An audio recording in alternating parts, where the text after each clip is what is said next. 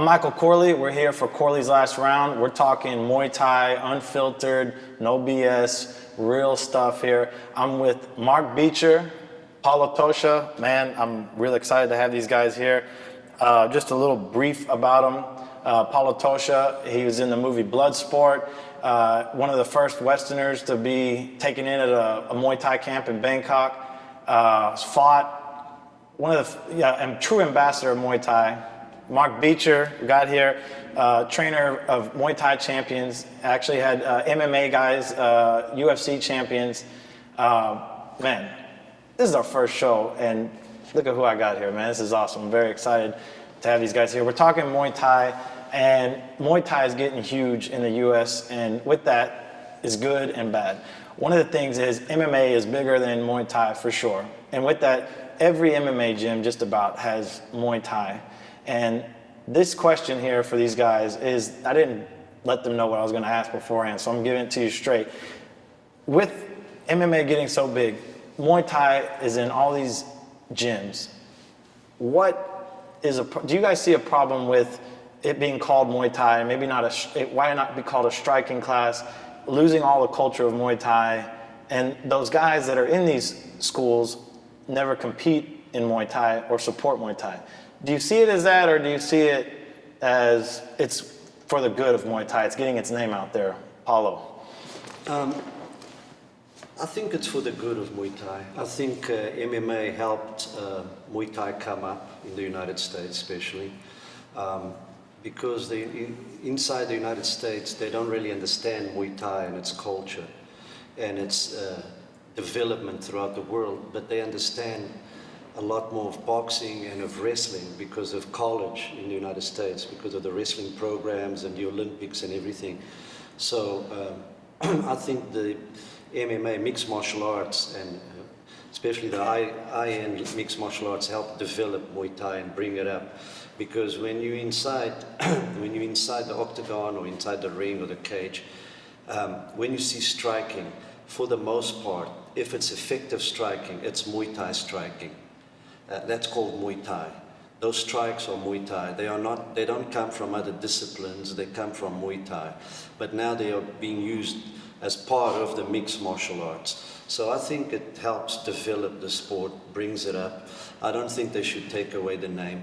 What I think they should do is they should educate themselves a little bit more so that they can understand, so that they can really try and understand. If they don't go to Thailand and to other parts of Europe and train and fight, then at least they can understand the culture and what it means to be a Muay Thai fighter, or a Nak Muay as it's called.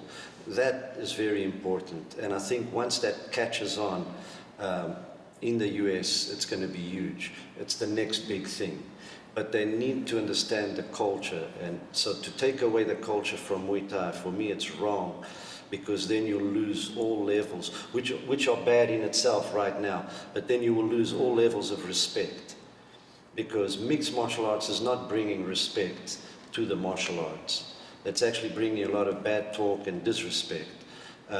And although when it started, it had a lot of respect within the martial arts, but the times have changed, and there's a million keyboard warriors, and everybody thinks they are a Facebook genius, and everybody's a judge and referee, and everybody thinks they know, and that's the problem. They don't know. They need to learn and understand and pay respect to the elders and the hierarchy that was developed over 1,000 years ago, coming out of Bangkok. And I think we've got enough trainers and enough qualified people now in the United States, from Thailand and from around the world, that can teach really effective Muay Thai programs.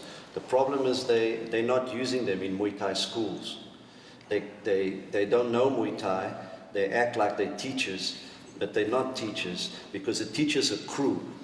And to be a teacher, you have to know how to teach. So you have to have been taught by somebody of a higher standard, and you have to fight. You have to go through the system like in anything else.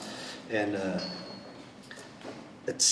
I think it's extremely important that we keep the culture of Muay Thai, which is what separates it from everything else. And once the youth gets into the Muay Thai culture and realizes it's a warrior culture, and it's got everything, from the most fluorescent colors to the darkest colors, from knockouts and deaths to tattoos, and it's got everything. And once the youth gets into understanding, the Western youth, the beauty of the Muay Thai culture, there'll be a lot of respect in this, in that arena and in mixed martial arts. So I think keep it. Awesome. Well said.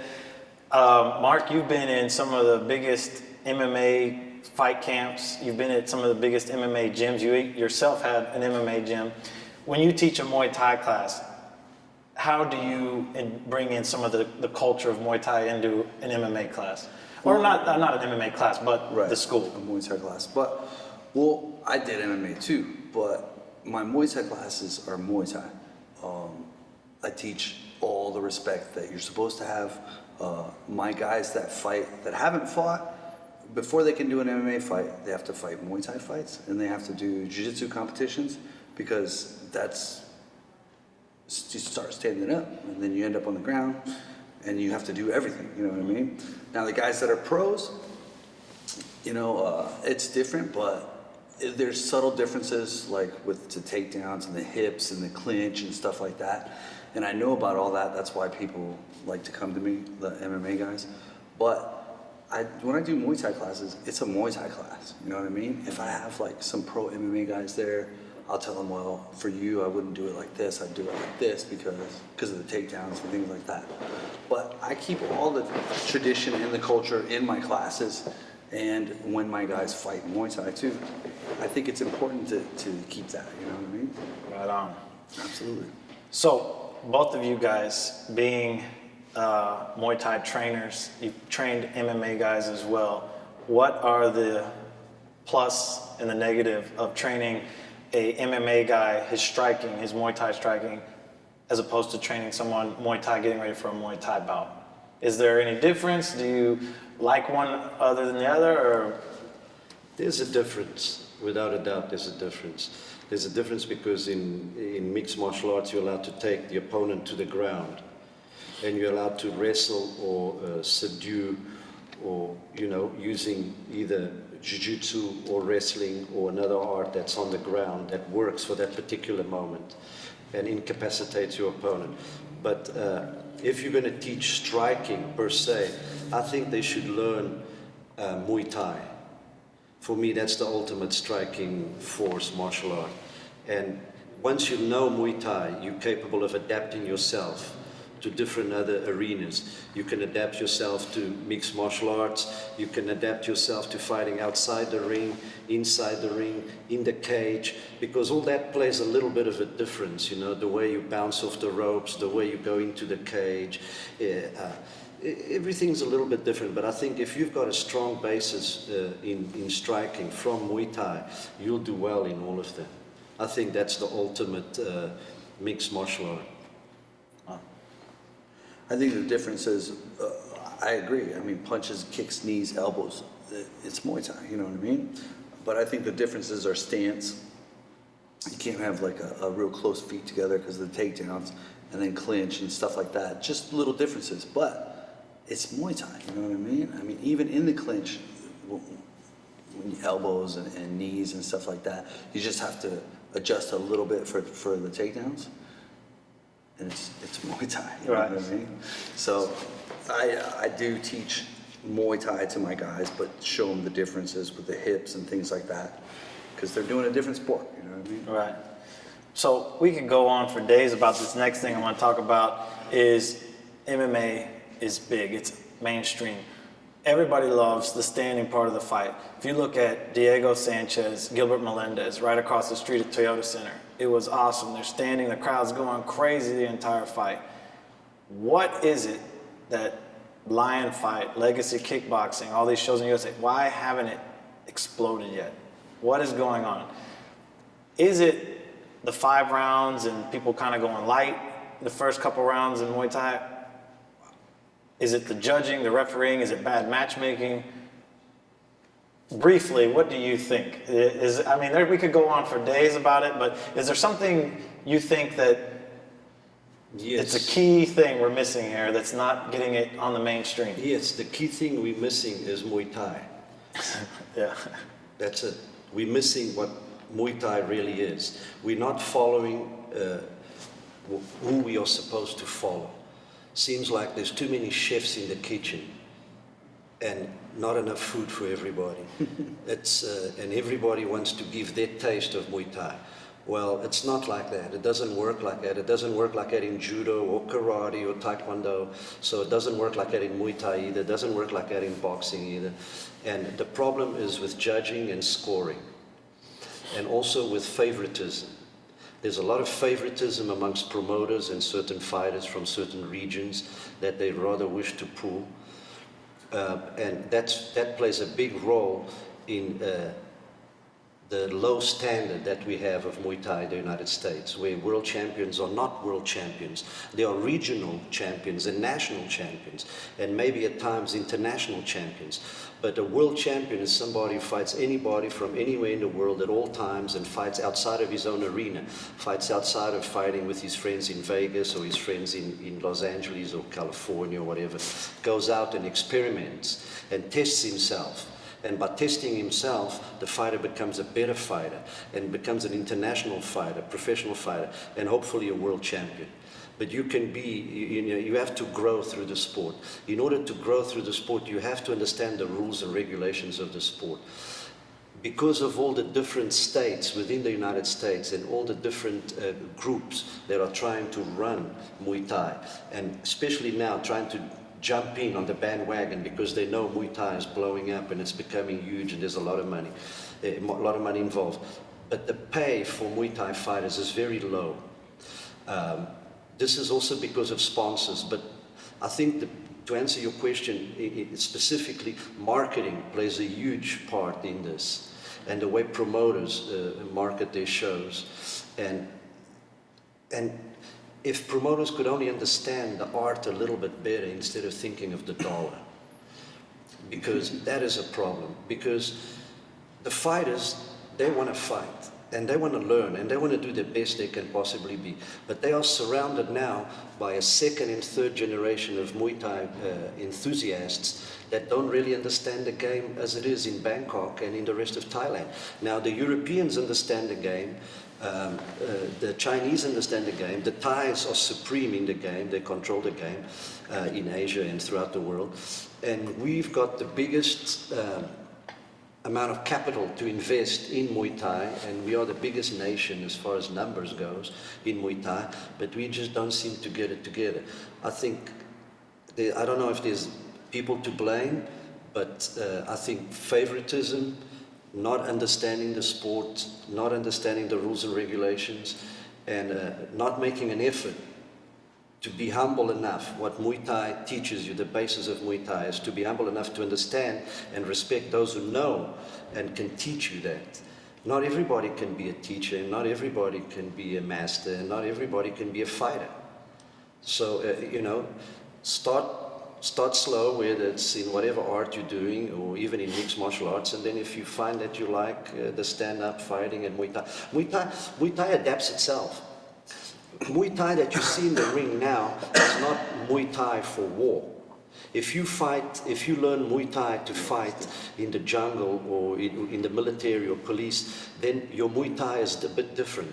Your stance is a little bit different. Your grappling on the ground comes into effect.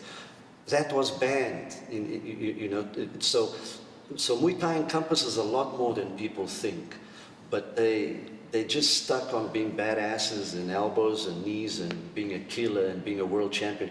Everybody wants to be a world champion, but there's only one world champion. So everybody wants to be something that they cannot be, And that's what I think is a little bit of a problem, is that UFC is basically king of MMA. No one knows who the ONE FC champion is in this weight class, but everybody knows the 155-pound champion. Everybody knows the 205-pound champion. What we have in Muay Thai is that there's people in the U.S. that think, this is unfiltered, so I can say the names, that Lion Fight that's the champion of the world, when in reality, they don't even know what Lumpini Stadium is. They don't know what Rajadamnam Stadium is. All these things, and that's what helps create, I think, name recognition. It creates branding. It helps with marketing. But in the U.S., we have IKF, TBA, WKA, ISKA, WBC, USMTA. WMCA, USMTA. I'm named 10 right now, you know. But let me interrupt. But there's only one that counts. If you really, really understand the game of Muay Thai, and that's the WMC, the World Muay Thai Council. That is the only authorized authority, authorized by the King of Thailand, by the Kingdom of Thailand, to represent the sport of Muay Thai internationally. Every other group, the World Boxing Council, WBC, etc., all of them, they all in Thailand and throughout the world answer to the World Muay Thai Council. The rules of the World Muay Thai Council have been stipulated so that everybody around the world on an international level can compete fairly. The problem is that the people are not looking, some can't get in, some don't agree with it, whatever it is. So there's a million other small groups all struggling for power. All world champions. All world champions or wannabe world champions or talking bad, bad mouthing each other. Yeah, and that's the thing, man, is the bottom line is those are organizations, all of them. WBC is an organization, WMC is an organization, USMTA is an organization, UFC is an organization. If you're the champion of that organization. That's it. You're not like the champion of everywhere. Now, except for Lumpini, if you're champion of Lumpini, you're bad. You know what I mean? I mean, that's just bottom line. Yeah. You know what I mean? But I think the difference, to get back to your question, between why people like MMA and not so many people are into Muay Thai, I took a bunch of MMA guys to the first couple Lion fights from Vegas, and they were like, "Whoa, that was awesome, man!" It was a bunch of blood and elbows, you know what I mean? That's all, because everybody knows what a punch is. Everybody knows what a kick is. When they get on the ground, they don't know what you're going for, an armbar or a choke or something like that. They don't know. But MMA, I think they like it because it's like a street fight. It's like, oh, I could do that. Everyone thinks they could do it. I could do that, and they're wearing the little gloves. I think that has something to do with it too. Because like if anything happened, you just do that. Well, you could do Muay Thai and do that too. You know what I mean? But I just don't think that it's as big because of that. And MMA was marketed really well. The UFC, the organization UFC, was marketed really well. Right on. So with that, staying on that a little bit, I think that it's not a major thing of why Muay Thai is not popular, but you both have probably been on the bad end of decisions and the commissions. Good end too. Yeah, good and bad, good and bad with it. But referees and judges, this is a huge thing with me, is that especially being in Texas, we have our Texas Commission. No one is trained in Muay Thai. Not one of the judges or refs has taken a course in Muay Thai. And to me, that's dangerous. It's negligence. If something happens in a ring, which it can, every year there's, death in the ring, you got to feel some kind of responsibility that you were not even trained. You're not even trained to handle this sport. And to me, every state has somebody's hand in there that really doesn't know what they're doing. How do we do that? And we see so many guys, the fighters and everybody, they say, man, that was such a terrible decision. Man, these judges and referees. But you know what? A lot of fighters, they don't go back after they're done fighting and do it. There's only a handful. You could probably name the Thais that are in America that do it. You could probably name how many fighters do you know in the U.S. that went back and judge and referee. The guys that know got to go back and give back if we want a sport to grow, in my opinion. What do you guys think about the judge and referee situation? What can we do to make it better? Is there anything we can do? I know that you are part of the USMTA, and with that, you guys actually, which is awesome, a lot of guys in Texas can go to Oklahoma and compete because the USMTA has a presence there, and the commission lets them do their shows. As is different states. I think Florida lets ISKA handle their shows. California lets IKF handle their shows. But it's good and bad with that. It creates more events, but it creates guys that don't know what they're doing handling those events, which in turn makes the fights bad because we don't know who won. We're not getting a sense of what wins a fight. What is Muay Thai now? Because we got Joey Kickbox, and we got Karate Bob, and we got Wrestler Mike over here, you know? Boxing. And boxing, yes, of course. This is quite common, and even in California, even in Southern California, is common. You know, there's a strong karate, there's a strong different other martial arts that have jumped on the bandwagon of Muay Thai, and now suddenly everybody wants to be a Muay Thai fighter, or a trainer, or a crew, or a referee, or a judge, but they don't want to put their time in. For me, it's like you said, sharing is caring. You got to give it back.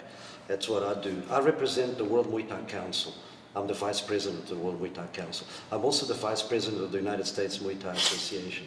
But yet, every decision we make is based on the guidelines of the World Muay Thai Council, which is different from other organizations.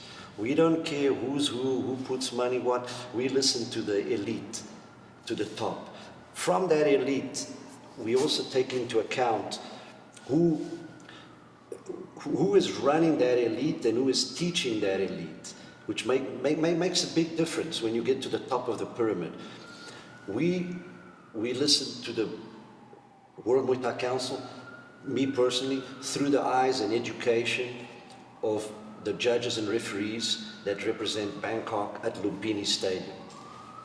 And at Rajadamnern Stadium too, but especially at Lumpini Stadium. The master there, Ajahn Radom, he wrote the book of rules and regulations for the World Muay Thai Council. For the whole world, the international rules, from China from Asia to Africa to Europe. At the same time, he wrote the rules and regulations for Lumpini Stadium itself, which he was in charge of until he retired last year. And there's a new commission that has come into effect. So these are die-hard Muay Thai masters of the game whose intentions are to continue to build Muay Thai and have the actual rules and regulations set. We follow that. There's a lot of people who don't. And there comes the difference in scoring. A lot of people are thinking of boxing instead of Muay Thai when they're scoring. Everybody likes to see a knockdown. Everybody likes the most exciting thing of all these sports in mixed martial arts is when a guy gets dropped. Everybody loves it, whether he gets kicked or punched or whatever, but when he goes down from a punch standing up, people love it. When they get choked, people love it too, but not as much. It's not as exciting. It's not as exciting as that power of dropping somebody, you know? But that drop has got a lot of little consequences around it. If the referee is not conditioned to handle that situation, or if the judges are not conditioned to watch for that situation and the standing, they won't do a good job. And here comes the argument, you know. Why? Because all these organizations, for the most part, don't want to form a basis for that, which is what I tried to install, and I'm trying now, and I've tried it through Lion Fight, and I've moved on to other better, bigger organizations that are more interested in promoting Muay Thai as it really is.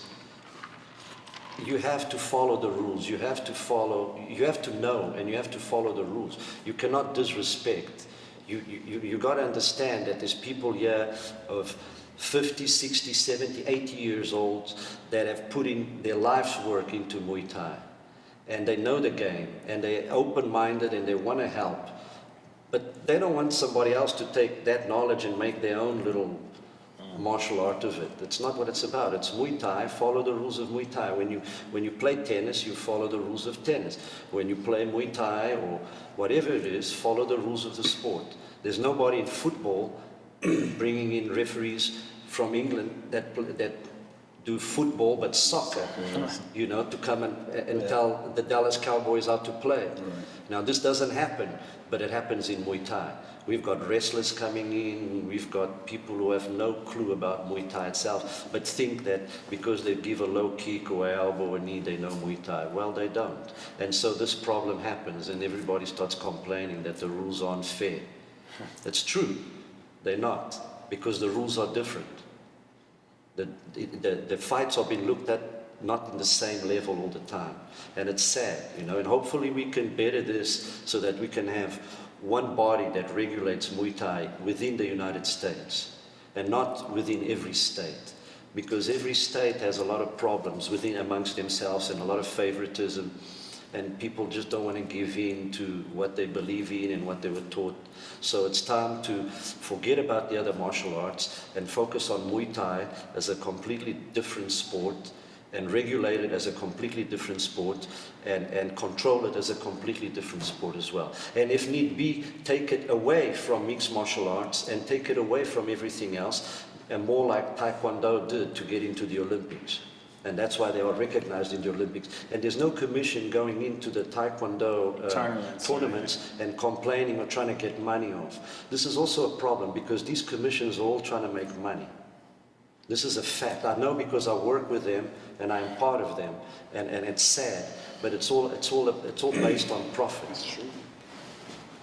And the fighters are not basing themselves on profit for the most part. The majority of the American people are enthusiastic about Muay Thai. They love the culture, they love the tradition. The parents love the kids to learn about the honor and respect for the elders, all this stuff. We need it right now in the United States, especially looking at the situation the way it is right now. We need some guidance.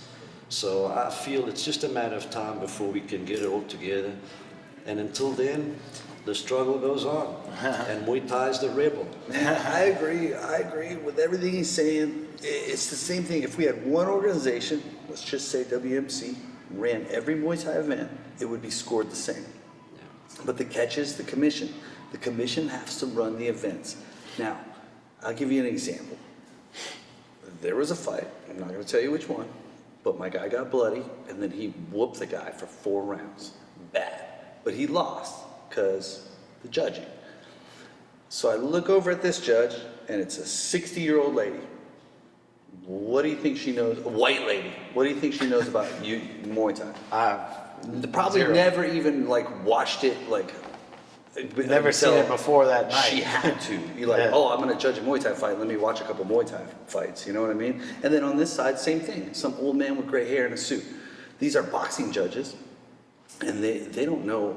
Have you ever been kicked? No. Well, you don't. Have you ever been elbowed? No. Well, you don't know how bad that hurts compared to a punch. You know what I mean? So they're judging it different than, let's say, someone from Thailand would judge it different.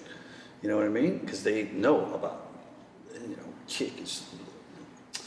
So yeah, bad decisions is something we don't have control over because a lot of times it's the commission that's the ones that they put the judges in there, not us. Yeah. I think, everybody, there's all these different sanctioning bodies in boxing, WBC, WBO, WBA. One of the things is, though, they all follow the same rules. Boxing is boxing. Yeah. Why can't, there's the ABC boxing that basically is what majority of the states follow their rules and how fighters turn in their blood work, everything, to how the fight actually happens and goes. Why can't there just be the Muay Thai rules that WMC lays out, and everyone has to follow? You can be IKF California, but you got to follow the WMC rules. That'd be great, but the problem is boxing's been around in America for so long, and it's corrupt too. Everything is, but they've been around for so long that they've established that. We haven't yet. So yeah, I think that would be great to have one organization, WMC, run all of it. It'd be great, So you have to do this by these rules, and everyone would have the same outlet. Would be great. But the United States Muay Thai Association, the USMTM, USMTA, we try. Sometimes it works, sometimes it doesn't. Depends on who's trying. Mm-hmm. And somebody might be trying, but they might not know enough. But they're in a position of power. Now they don't want to concede power to somebody from somewhere else who knows a lot more than them. But they feel, I'm going to lose power. So there's a lot of ego involved in martial arts, actually. Mm-hmm. And actually, it's a rotten business. It's not what people think it is. And the loyalty and heart, and the art and the honor and the actual heart is very different within the individuals. And there's people involved in there for all kinds of ego and profit and whatever else, and boredom and whatever else. And then there's the real enthusiasts and the sportsmen and the real Muay Thai people who it's their lifestyle and their way of living. And I think it's those that we should focus more on.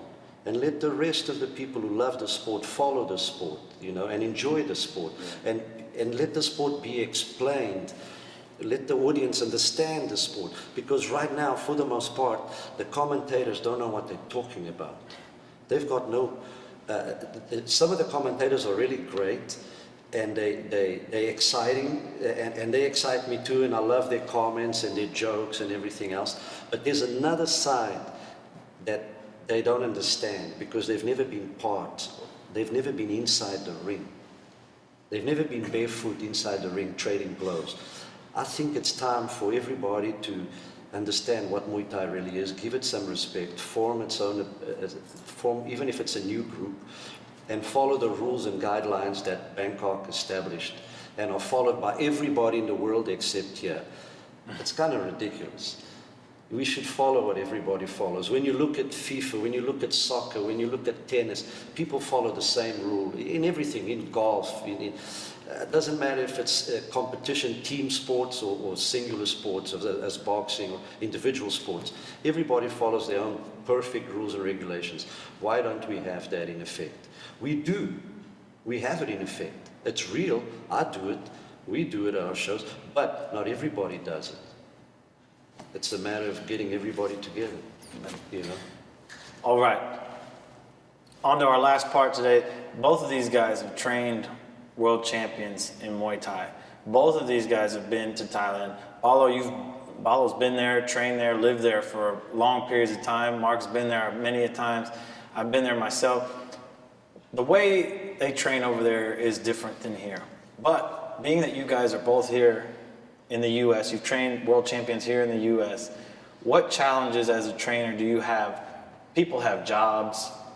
Muay Thai is the job in Thailand. That's what they do to provide for their family. Some of these guys, they do it full time. You've trained Koban when he fought for a world title. You've trained Kevin Ross. What are some of the things that are different, or do you try and keep them to a T how you would in Thailand, or things just different with how the culture is in America? Could you weigh in on that? When you go to fight, every team wants to win. And you go with your team. I always consider that like a special forces mission. And instead of having a big army, we have a group of individuals that are extremely well qualified for the position they're in and to do the job they have to do ahead of them. The actual job is to win that belt or that title, if it's a world title fight. Or the money, the purse. That purse, anywhere in the world, will go a long way in making everybody happy. Unfortunately, the purses in the United States are low. And maybe they'll come in the future, we'll see bigger purses because of the sponsors coming in, the big sponsors coming in now. So that will develop the sport. But I find a huge difference in the training in Thailand and then the training in Bangkok, in a top gym. It's completely different, right there. And then coming to the US, completely different. The United States champions, I've known them and I've been with them and I've made so many of them. First King's birthday champion is mine, you name it, world champion. The Thai champions come to me for me to train them. Obviously it's because I follow a mindset from our gym in Bangkok that is very realistic in our approach to fighting and training. I think there's such a difference. They're in different floors. They're in different floors. And you cannot compare a Bangkok world champion, Lumpini or Rajadamnern champion, or Omnoi Stadium champion for that matter, or Rangsit, the four main stadiums, but especially the main two, Rajadamnern National Stadium and Lumpini Stadium. You can compare those champions to the American champions, because the American champions are in a B class or C class, calling themselves Muay Thai champions, but they're not on the same level. And if they are, I'll pay for it. Take them to Lumpini Stadium, take them to Thailand to fight the best. Why don't they want to fight the best? They don't want to fight the best because they know they're going to lose. So if they know they're going to lose, that means they're smart enough to understand that there's people that are better than them at what they do. Then it's up to them to better themselves and to start training the right way, the Thai way, and win. And hopefully we can have an American champion in Rajadamnern or Lumpini, which is the Formula One of Muay Thai. Because there's a huge difference, it really is. I mean, if you're a connoisseur of the sport, and this happens in any sport, it's like apples and pears. You can't compare a guy that's a 5-time, 10-time, 20-time world champion in the United States, and he's never fought in Lumpini. He's not a 20-time world champion. He's a regional champion, national champion. I know because I see the promoters, they give you medals and belts for everything. They give you medal and belt for attending a show.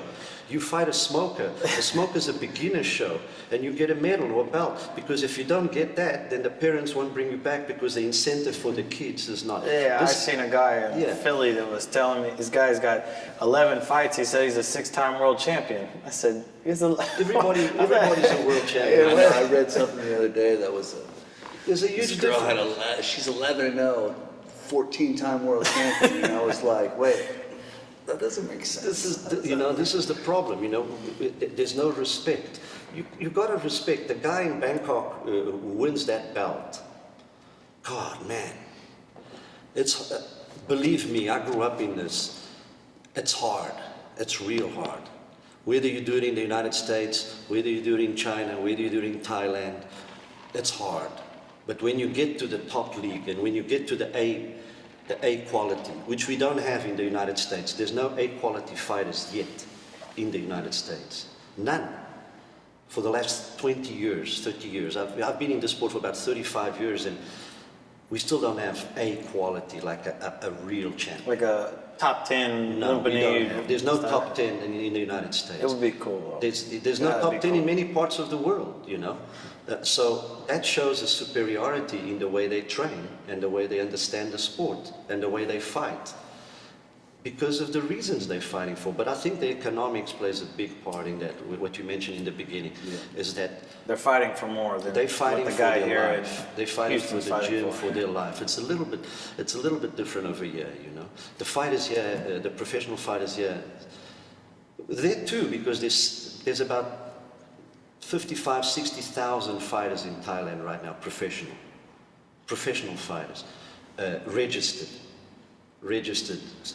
I mean, but they don't. It's hard for them to make money too and fight. They don't fight all the time, so they take as many fights as they can. So, with that said and that done, they don't care about the win or loss as much as the American or Western public does. We care too much about being number one and about being a champion. They care about competing and bettering themselves, so that one day they realize that yes, those are the big champions. I want to be like them. I'm going to try and be like them and get to their level. And when they get to their level, great. When you're in B level, you might think you're in A level, but you're not. You're in B level for the people that run the show in the stadium, the guys who really know. But from B level to A level, it's a matter of a fight. One fight could change that. So why not push yourself. Keep making fights here, keep winning in the United States, keep going overseas. But for me, you want to prove yourself, fight in Bangkok. You want to prove yourself for your own sake, so that when you're older you can look at yourself and know that you haven't lived a lie. Try fighting in Lumpini Stadium or Rajadamnern Stadium on a main event. There's a big difference between fighting at 3 o'clock or 2 o'clock in the afternoon at Lumpini Stadium as opposed to 9 o'clock on a Friday night or Saturday night. There's a huge difference. Man. Huge. No, it's true. It's true. But it's true. Don't feel bad, but I'm not trying to cap. At least you did it. Man, that was me. I'm not gonna lie. At least you did it. That's Man, that's the best memory of my life. It is a big difference. No, it definitely is. You cannot. There's no question. Even the Tuesday night shows are superior to the Saturday afternoon show. Yeah. The Saturday evening show, now that's a different story. That's a real story. But the Saturday afternoon show, I don't even know why they do them, but they do them. I was just happy to get on that floor, that ring, and the old stadium, not the new Lumpini, the old one. I was just like, oh my God, all these guys are in here. There was probably 100 people in the crowd. Yeah, doesn't matter. But that is cool as hell. It's not about the crowd. It's not about the crowd, and it's not about the gamblers, which play a big role in professional Muay Thai. It's about you. Yeah. You experienced Lumpini Stadium, and you put your bare feet in a floor that's been blessed, not only blessed by the best, but that's seen the best of the best fighting it. And people have shed blood in there. And some people have died in there, and some people have got really hurt in there. And you managed to experience that and come out of it. It's an experience that you'll never forget for the rest of your life. You can say, I fought at Lumpini. It is awesome. It is beautiful. Yeah, and I never got to. It's something special. It's something special and something it's unique. good. It shows heart. Yeah. Because you could have said no when your trainer told you you're going to fight at Lumpini. Most people get scared. But you went and did it. Yeah, it's awesome. And now it's past. And now if you go back, you've been there already, Yeah. you know. So it depends on the individual. It tells a lot about the individual, you know. Right. That's why I think the experience is so important. It's an individual experience. Muay Thai, it's about yourself. It's about bettering yourself. Yeah. So I think it's great. I never got to fight at Lumpini or Rajadamnern. I wasn't that high of a level. I fought on the King's birthday. I got beat up, but I did it. Hey man, but going back to what we were saying about training guys, training them at the highest level, the thing is, I think that's probably the best way you could answer it, is they're fighting for so much more than what our guys are fighting for here, is that they're fighting for their family, their teachers, their camp, food on the table, everything. And the other difference is, man, there's kids this big that kick better than me. You know what I mean? They've been doing it since they were this big. And you're either gonna be good at Muay Thai, so they watch it all the time, and you don't have to explain how to throw a kick. Here you have to explain to somebody how to throw a kick. They've been watching since they were kids. They've been throwing kicks since they were that big. And you either have to be good, or you go back to the farm, get out. Here, are you gonna be good? Nah, I'll go to the bar and have a drink. See what I mean? So it's a big difference. Like, I don't have to be training. There, a lot of times they have to be training to get out. You know what I mean? So I think that plays a big role in it too. You know? The respect plays a big role in the fight, in his position with his team and his trainer. Also, you know, the Thais, they don't get into arguments on Facebook and other. They're not internet pirates, you know. They're not Facebook warriors, you know. They don't sit there because of part of Muay Thai is not about that. Muay Thai is about representing, about heart, about promoting yourself and your team and the people who promoted you. It's about giving back. All that falls into effect with the white crew, which means hello teacher. It's when you come in the ring and you pay respect to your teacher, to your team, to your loved ones, and to God. This is having problems in the US as well. Why? Because inside the United States, there's not that many people who know how to do the white crew correctly, or what it means. So if they don't know, it's very difficult for them to pass it on to somebody else. And so it loses, there's something that's lost. That love, that beauty that you see the guy coming in the ring and doing the white crew, whether it's for a minute or whether it's for 5 minutes, it's something that you feel from international fighters already, even European, Australian, doesn't matter where they're from, even American fighters. There's great American fighters too. They don't qualify on the A level of Bangkok, but they're great too, you know, and they do well, and they're champions, and good luck to them, and hopefully they will one day get there. To get there, they have to be young. We have to find American fighters here in their early 20s, the most, to be able to go into Rajadamnern or Lumpini Stadium. A guy of 30, 40, you're going to get your legs broken. Your body's going to collapse. You're not going to be able to handle the heat. Not on the level that these guys are. And this is proof in the pudding as you see it when they come over here and they take care of business and they destroy everybody. But I think a big chunk of that comes from the white crew. People have to understand what the white crew means to Muay Thai, to us. To us, the white crew is the most important thing. Because I spend my life teaching this kid, and this kid now is in the ring and he's giving me back 1 minute. That's it. Nothing else. I'm not asking for his money. I'm not asking for this. I'm not asking for that. All I'm asking is that he knows the culture. He knows where he comes from. He knows who his teachers are. He knows his teachers are. Represent. Do the white crew. Show your love. And when you do it, it makes you relax in the ring at the same time and feel confident. It actually gives you so much power. I used to pray all the time. And a lot of guys used to say, you're crazy, you pray. I still pray. I pray all the time. I pray every night. But going in the ring, I always used to pray. And I always used to pray and thank God and my teachers and my Ajahn and the crew helped me. And I used to thank them by name. And my cornerman, the guys who were with me in the corner, I used to thank them. In my thoughts, in my white crew as I'm doing, my mom, my dad, the family is so important for you to mention, you know. Because you got to go in there, once you seal that ring, once you do the ramui and you seal that ring, and now you're doing the white crew. You know, nowadays it's a sport, but going back in history, and we follow the culture and the history, you could die in that ring. And that's why they do it. Because sometimes they never left the ring. They got carried out. So I think the white crew, it has to be brainwashed into these kids so that they learn the respect. Once they learn that respect, they'll fight hard. They'll fight harder. Because they know they got a whole team, a whole unity behind them. Until then, doesn't matter. Keep teaching, keep pushing, keep pushing, keep pushing. They're doing well, they're learning, you know. Muay Thai has grown. Let's see where it goes, you know. I think we will have a champion. A new champion will come. I think, and I'm going to leave, we're going to close out here. This is going to be my last little closing mark with Mark here. I think we're going to have a champion, but this is just my opinion, is that we're going to have a champion that's going to have to be his own style, his own thing. You're not going to out-tie the Thai, in my opinion. You're not going to go out there and trade kicks with him. You're not going to out-clinch him. You're going to have to do something, maybe a little different.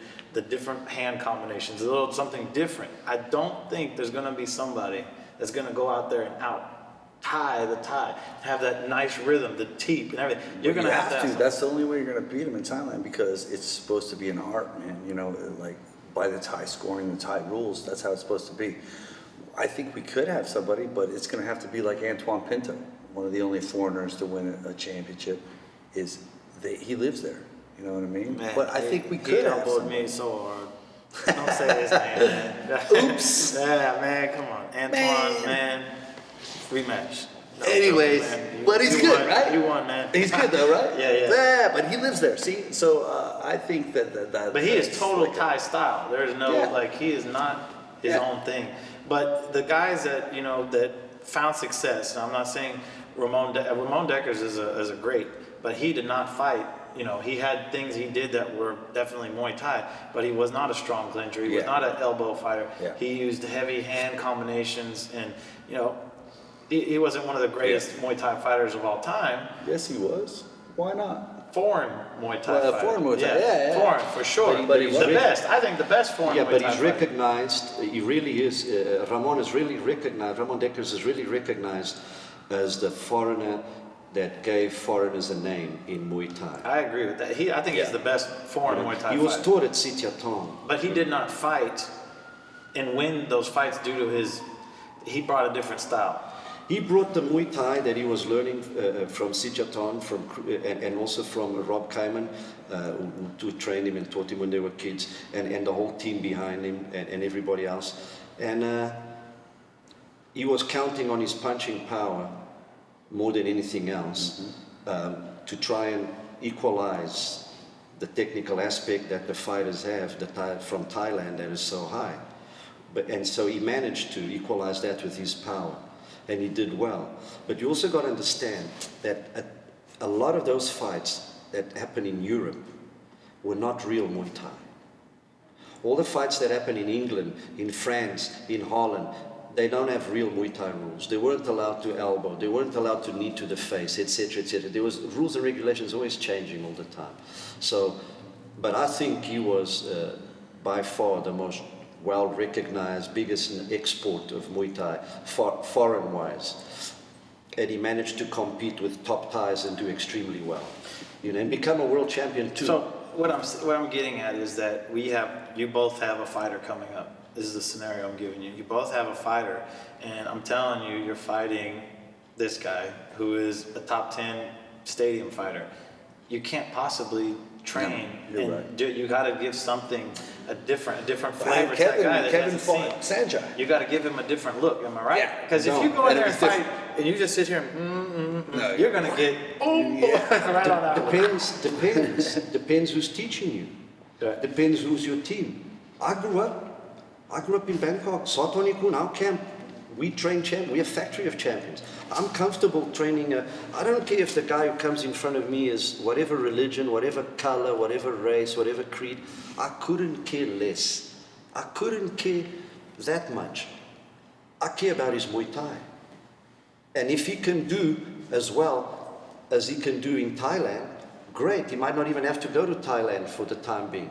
But I would definitely embrace him and as a father figure take him to the motherland or the fatherland to learn Muay Thai there. But I think a foreigner can kick as good and knee is good and punch is good.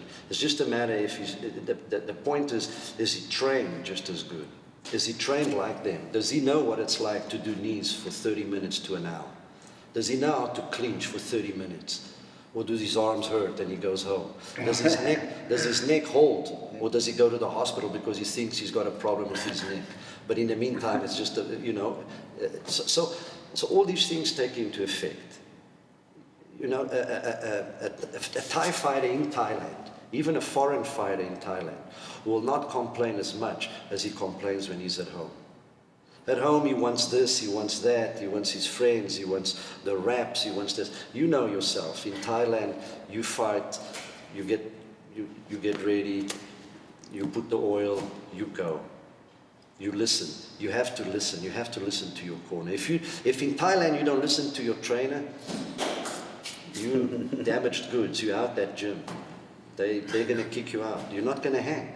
You have to listen to your trainer. You have to listen to the people who know how to play the game and how to work the game. And that's how they win. That's why now you're seeing so many foreigners, Americans included, so many people going to Thailand to train. Because they realize, why has suddenly become so big? Because they've realized, whoa, wait a minute, here I am in this state or that state, they're calling this Muay Thai, but I'm not learning Muay Thai. This is not really Muay Thai. Or this is a mixture of this and that. And then you get a million fly-by-night operators that call themselves teachers, instructors, crews, masters, whatever they want to call themselves. They can call themselves whatever they want. But the bottom line is, after the student is done for a while, he knows that the other guy has been lying to him. So, back to basics. Back to basics. Learn right, do right. But I do believe a foreigner can compete. I do believe a foreigner can beat a Thai fighter. I believe that could happen. And it's happened before, and it will continue to happen. And Muay Thai, it's in my eyes, Muay Thai is red corner, blue corner. That's it. Somebody's going to win. Once in a while there's a draw, Yeah. Great. But otherwise, red corner, blue corner. And that's it. But I think foreigners can do it. I really do. And I think Americans can do it. Look, we've got the best facilities in the world. We do. We have the best of everything. Why can't we be world champions in Muay Thai? Real world champions. We got to stop calling ourselves champion of this, champion of that. We got to humble ourselves. You look at the Thais, you know the big names. Do they go around calling themselves world champion, this, and this, and this? When you meet them, what do they say? You're my brother. They're respectful, you know. The teachers, even the teachers, you got to give love. And you got to respect the culture and carry on growing with the culture. That's why I say you got to find somebody that's young and is prepared to learn. They're up and coming. I really do believe in the next 10 years we will have one. But it's red corner, blue corner. They might get knocked out, they might not, you know.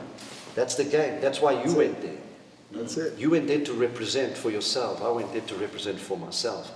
You know, in '85 I was an international champion. I was the first one to win. Unheard of. In my eyes, nothing. Because I didn't understand the game well enough. I was just fighting. You know, I was just eager to learn and do. But for them, they were ready. The older guys were going, wow, you know. Now, as an international champion, going back into my team, And we've got about 20 world champions in our gym, in our camp, in our gym. And I see these guys, Lumpini champions, I see Kiti, Swatonikun, all these guys, Sombat, the guy who taught me how to wrestle, my sparring partner, and all these world champions. Bunlai, Konkit. Do I consider myself as good as them because I'm a champion? I'm supposed to be an international champion, world champion? No, I'm not. I'll tell you straight out, I felt embarrassed to say I'm a champion next to them because I respect them. I know those are the A class, those are the real champions. They don't act with a big head, so why should I, So when I come to the West, why should I suddenly inflate my ego and walk around like I'm a big champion when at home in Bangkok I walk with my quiet and hello to everybody? I carry on the same way, you see. Some guys, no, some guys think they God's gift to humanity because they won one fight or because they did this and not. I think what we have to establish is the difference in champions and what a world champion in Bangkok really is. I think that's the important thing. But my dream is to have a world champion American fighting in Bangkok and winning the Lumpini belt. That's my dream. And I'm not through yet. I'm coming back strong. That's... Yeah, that'd be awesome. It'd be really hard. But man, I have friends. Dorian fought in Lumpini a lot. Never really at the top level, but he was doing it because that's what he wanted to do. And we could get somebody up there. There's a lot of guys who can try and do it. Some of them are a bit old. But the problem is also when they come, they're a bit old, they're actually a bit old for the game. But it's okay because they start later, so they get stronger. It's like the women a little bit. The women start older, but then they get stronger. But there's a problem there, is that the American promoters that are supposed to be encouraging these people are not. Right. They're neglecting these guys. These guys are not fighting in the US as much. They're going to fight in Holland. They're going to fight in China. They're going to fight, fighting in China is no joke. It's real hardcore. And you go there to lose for the most part. Yeah. And even if you win, you'll end up losing for the most part. So with that said, I think the promoters in the US should open their arms and welcome these fighters. They're American. They're good quality. They A, B, B, C, whatever. Bring them in, promote them in the United States, make them something. But unfortunately, because of greed and jealousy and favoritism, they're not being given a chance. It's about money, They're not being given a chance. It's about money. Who's going to bring in the crowd, Like, that's the thing about America this guy's name is going to bring in 500 people. Or this top-level Thai guy, can't even pronounce his name, so we're not going to bring him in. He only sells 15 tickets. Maybe, for like us that know who he is. Ooh, I'm going to watch him fight. But there are some promoters, like Scott Kent from Lion Fight. He's bringing in good Thai guys. They're winning. Maybe he's trying, you know what I mean? So, but it's about selling tickets, you know what I mean? That's the thing. It's about selling tickets with America. All right. It's been a good one. Guys, I want to let these guys give you 1 minute or less. They're going to close out their closing words. They can call somebody out. They can speak praise. They can do whatever they want. I'm just no more talking about Saturday afternoon Lumpini shows or Antoine Pinto. Avoid all that. So, guys, I want to thank you guys for coming out. This is awesome, man. I feel like like the wise wizard is here. I feel like the next guy, Mark. I look at him, the guy a little bit older than me. That he's building guys. I want to be a guy that I'm done fighting now. I want to build some freaking champions. And you guys, he just said he's still in. So how cool would it be one day we're at a show and we're all coaching against each other? That's what it's about. I think for me, that's what I like. That's awesome. So, guys, without close this thing out. Paulo, thank you for coming out here. If you got any closing words you'd like to drop on these guys here. Enjoy Muay Thai. Represent. Promote the sport. Don't stop. Keep going, keep going, keep growing, keep doing it. If you can't do it, watch it, enjoy it. It's hard work. It's a hard job, but it's worth it. My man Mark. Just kidding. Man, Muay Thai never die. That's it, man. You know, I want to say congrats to Kevin and Gaston for winning the WMC titles last weekend. They fought really good, well, knocked their guys out. But, I mean, go train, do Muay Thai. MMA guys, come do Muay Thai, you know what I mean? You got to adjust when you do MMA, but they say 90% of fights end up on the ground. You know what I tell them? 100% of fights start standing up. Yeah. Anyway, that's it. Thanks for having us, man. Yeah, man. Thanks you all for coming out. Thank you. Guys, that wraps it up, man. Corley's last round. Catch you guys on the next one. We're going to have Saxon Janjira on the show. It's going to be a good one. Thank you all.